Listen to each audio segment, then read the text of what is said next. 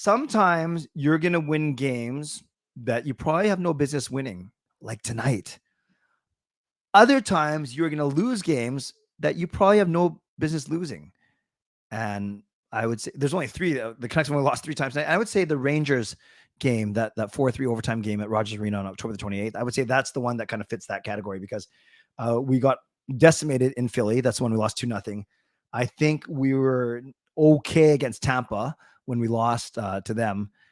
And then the Rangers was the only other one that we've lost, and that was extra time. So that's why, as my sign's falling down here. So I do think, like I said, sometimes you win games that you're not supposed to, and sometimes you lose games that you're not supposed to. Now, for the Canucks, the fact that they are so much better this year, and I'm going to talk about regression and PDO and all that kind of stuff.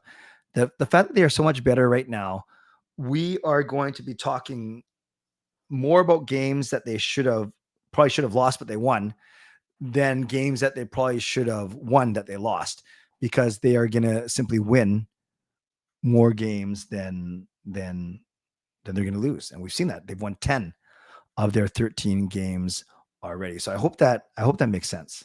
So I'm going to say one more thing about regression and one more thing about PDO.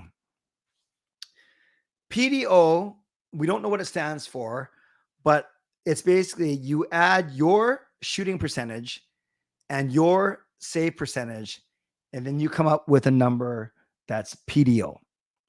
So if just the law of averages would suggest that a PDO, an average PDO in the NHL, is 100%. And for instance, you could say if you save 91% of your shots, right, a 9-10 save percentage, and you score on 9% of your shots, so 91 plus 9 is 100, and that's why it's the average. The Canucks have a PDO right now of 109. I think their shooting percentage is 14% and their save percentage is 95% or something like that. So 95 plus 14 is 109. The next best team is Vegas, 104, who are second overall, and Boston, 104, who are first overall. So the top 3 teams in the league have the top 3 PDOs, which would make sense. No one has had 109 PDO in the history of the league. I think the highest ever was 104 or 105. And I get it. It's only 13 games in, and it's a relatively small sample size, but it's not like it's only 1 or 2 games. As the Canucks continue, look, tonight they scored 5 goals on 16 shots. 5 goals on 16 shots. So they basically scored on whatever that is, 30% of their shots today, and they saved 28 of 30 or whatever. So another 900 save percentage. So some would say it's luck. Some don't put a lot of stock into this. But I'll tell you what, I'd rather be the Canucks at first overall at 109 PDO than the San Jose Sharks, surprise, surprise, who have 92 PDO, Calgary 94, and Edmonton 95. And those are the 3 worst teams in the entire league.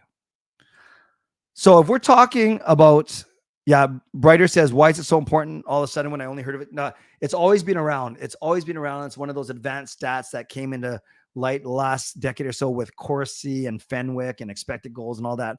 But this one, PDO is the name of the person who created. That's a weird name. I guess emo is a weird name too. They should name a stat after me, the emo. But it sounds like it's just someone who mopes around and it's all emotional all the time. But yes, it's been around for a while, but we only hear about it a lot right now because the Canucks are leading the league in it. Then finally, you have people, the Canucks are going to regress. The Canucks are going to regress. Well, no kidding. They're not going to go at an 800-point pace for the entire season. No one does that. They're not going to get 130 points. No team rarely does that. So, yes, by nature of the word, by definition, the Canucks are going to regress. Guess what? So is Boston. So are the Vegas Golden Knights. So are the Rangers. Those 4 teams, they are going to regress because there's no way they're going to wind up the year 65, 10, and 6 or whatever. There's no way. So every top team by definition is going to regress. I think we can agree on that. But it's a matter of how much you regress. That's the thing. If you regress completely to what does that mean? Are you saying they regress to an average team, Well, I'll take average from here to the end of the year because we're still going to make the playoffs because we are already 10 games over 500. Remember, you only have to be 13 games over 500 to make the playoffs. We are already 10 games. No, sorry, we're 8 games over 500, 10, 2, and 1. So I'll take 500 hockey for the rest of the season because it means we're making the playoffs. No, it doesn't. We still have to get to 2 more. But I think you know my point. I'll take almost just over 500 hockey. So when we talk about regression, I think it's important that we don't get offended. We don't say, "Oh, you guys are just making fun of us. Oh, we can't have good things." No, every good team by definition is going to regress by the nature of the word. But the question is, how much are they going to regress? And if you regress less than average or less than than other teams, then that is how you are going to stay ahead of the playoff bubble.